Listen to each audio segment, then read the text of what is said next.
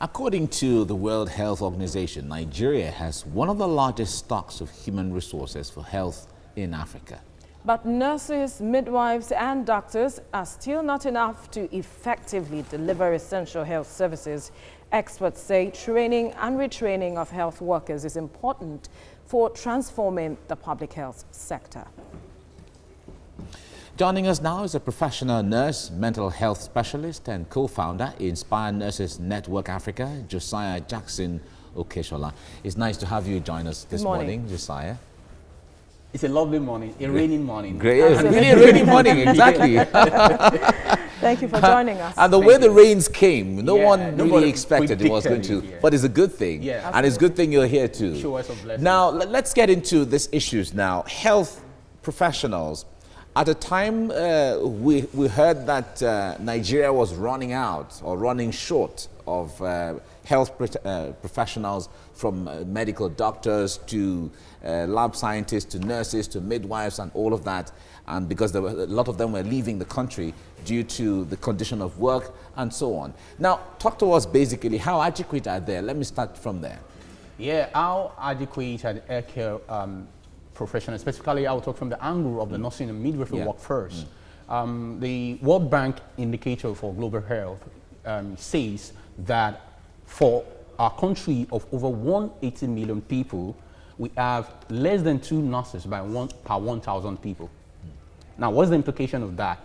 In 2012, when I was working in the public health sector, I was nursing about 32 patients in a single shift.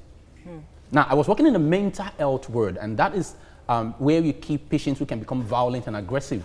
On a night duty, I noticed about 32 patients. Now, it is not only that. If it is the workload in a conducive environment, it is fine. In the most inhumane, miserable kind of work environment that you can ever imagine. Now, I was working on this ward, a public sector ward, nursing 32 patients on the ward in a night duty, and there was no power supply. The mosquitoes infested ward and filled with rodents in bedbugs. That is the kind of environment that Nigerian nursing workforce have been practicing in for almost 2 decades. And that's just the working environment. Now, let's talk about the adequacy of the workforce. As we speak, before coronavirus, we were saying that the nursing and midwifery workforce has been stretched to the limit. Now, coronavirus came, and the situation is now completely pathetic. As we speak, if care is not taken, the nursing and midwifery workforce is going to collapse, because the number of nurses that we have left on the country, we have a lot of nurses migrating out of the country because the condition is no longer tolerable. How about the new ones graduating? Now, there is a problem with the new ones graduating. There is a problem with the new ones graduating because the motivation is no longer there.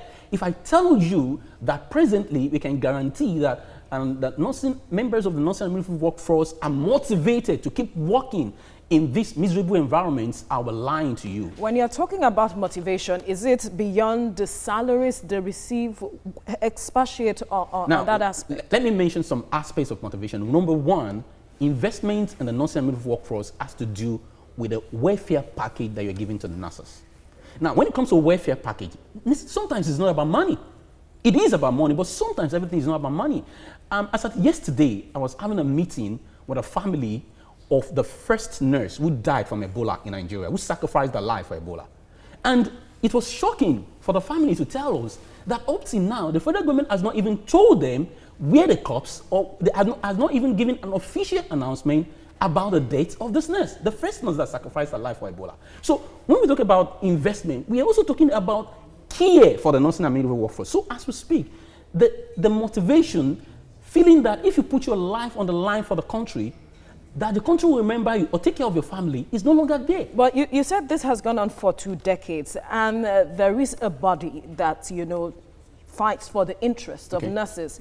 What is the level of engagement with government, trying to make the government understand that this is the situation of the welfare? We know that there was recently a strike that happened, but then 2 decades, this has been going on. What is the level of conversation with the federal government to address these issues? Now, you should understand that the nursing workforce has been seen from a humanitarian aspect of a profession.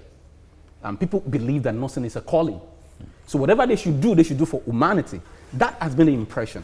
But seriously speaking, all over the world, the nursing profession has changed completely from being a humanitarian profession to a profession that delivers, on which the healthcare system is built. So the problem is that the public and the government has not seen the nursing profession from that angle. So the level of attention given to the nursing and health force have been very, very pathetic. And so the association, the nursing leadership in this country has consistently, for the last 2 decades, put on the table the need for the government to give priority to the nursing and midwifery workforce in terms of bringing them to the table as policymakers. As we speak, let me shock you, as we speak, at the Federal Ministry of Health, there is no single office for the chief nursing officer coordinating nursing in Nigeria. That is a tragedy, because at the WHO level, the WHO, the Director General of WHO, Dr. Tedros, has insisted in the last few years that any country that has not given priority to nurses is joking. And that is why, for the first time in history, an office was created in WHO for the chief nursing officer, who will be in charge of coordinating the nursing and midwifery workforce. Why?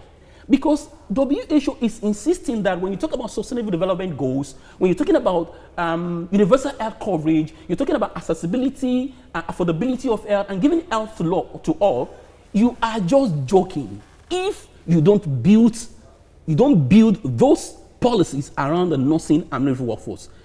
Nursing and midwifery workforce is the largest workforce in the healthcare sector anywhere in the world. In Nigeria, it constitutes more than half of the Nigerian healthcare sector. So if you ignore the bulk, the spine of the healthcare sector, over 2 decades, what we are getting now, we were saying before coronavirus that the healthcare sector was collapsing.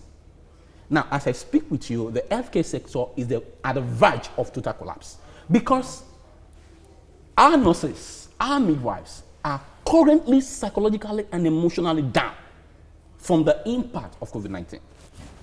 And so, at this moment, we have nurses who are breaking down.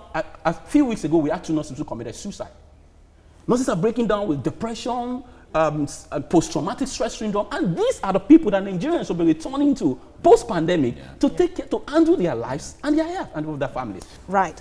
Now, the issue we're trying to look at is transforming the sector. And when we began this conversation, 2 decades, that's the level of infrastructural decay that you mentioned while we were having a conversation. And so 2 decades of decay. Where do we begin if we are looking at transforming the sector to the standard it should be? Because if we don't, like you said, it's at the verge of a total collapse. Tragedy.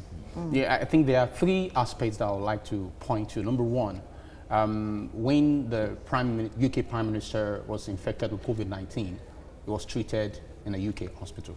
Yes. Why? Because in UK and other countries that takes health as a priority, they invest a large chunk of their budgetary allocations into the healthcare system. Now, in 2001, the head of states of African Union states country met in Abuja in 2001, and there was an agreement that the minimum target they will set in budgetary allocations for their nation's budget is 15%. That was called the Abuja Declaration. Yes. Now, that was in 2001. This is 2020. 19 years after, we are still far from that. Now, in 2018, the budgetary allocation for Nigeria was about, I think, 8-point-something trillion. Now, only 3-point-something% of that money was allocated to healthcare sector. Now, the current budget, the 2020 budget, is about 4-point-something trillion. Now, only 4.5% of the entire budget for 180 million population was allocated to healthcare sector. Now, the revised budget is about 10 trillion actually. I'm talking about the former. Now, that 2018 budget, when you look at the figures, it means that for every single Nigerian, the amount allocated was just 2,000 naira per annum to take care of the health of a single Nigerian. Now, the revised budget, which we're coming to now, it is now being proposed that the healthcare budget will be cut down by 40%. That is what we have now.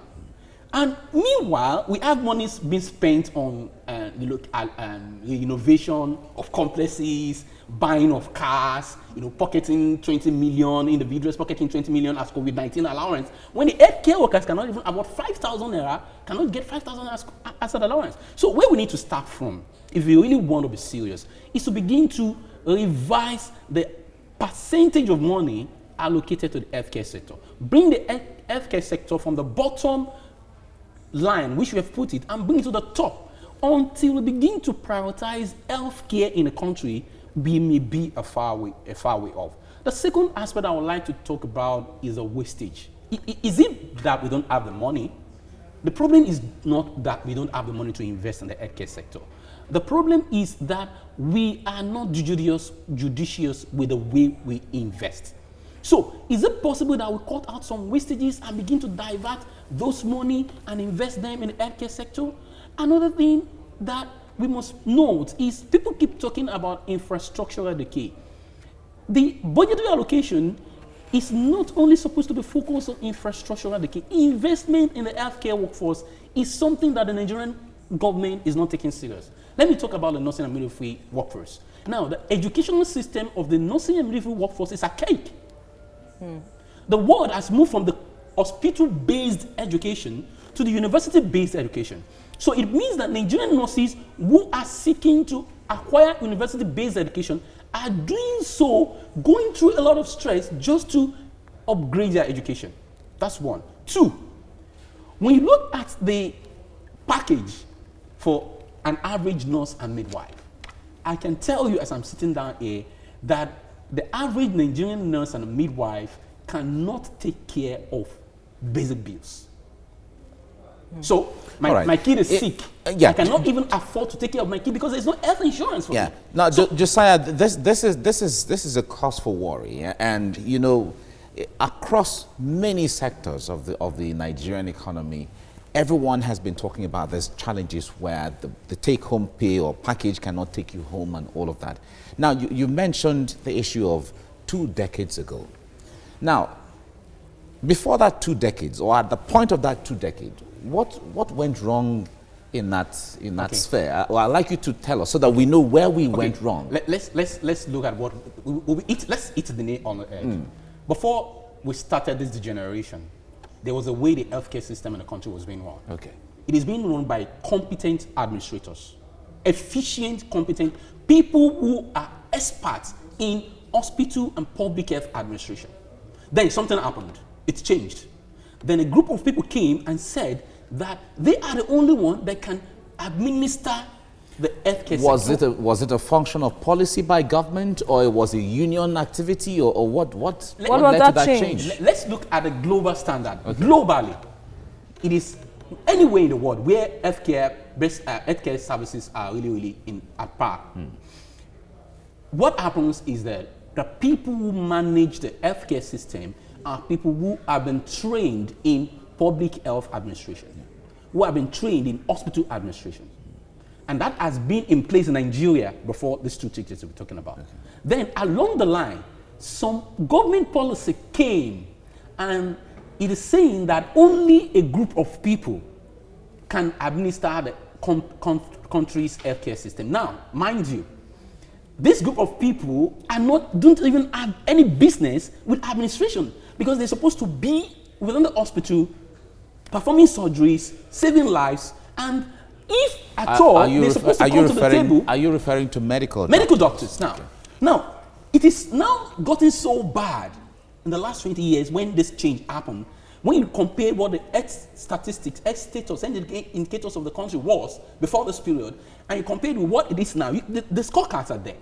Now, it has now become so bad that it has degenerated to an intra-professional crisis where even medical doctors are saying that lab scientists cannot even progress in their education. There is a doctorate program for lab scientists. There is a philosophy, a doctorate program for lab scientists that when you go through that reformed education, you become a doctor. All right. There's one for pharmacists. Now, doctors are saying that nurses, pharmacists, lab scientists cannot be consultants, cannot be doctors in their So field. there's also that issue. That issue is tearing being apart a- the healthcare system. So it's like capping it up somewhere. And there's an adverse effect. It means that these professionals who are supposed to be at the table and discuss as a team, they are being denied the opportunity to bring something valuable to the table to affect the public healthcare system. All right, we have to leave the conversation here, Josiah. Sorry for that. Josiah, There's so much to Jackson, talk about. Okeshola, public health analyst. Thank you so much for your time on the Breakfast Show. Thank you.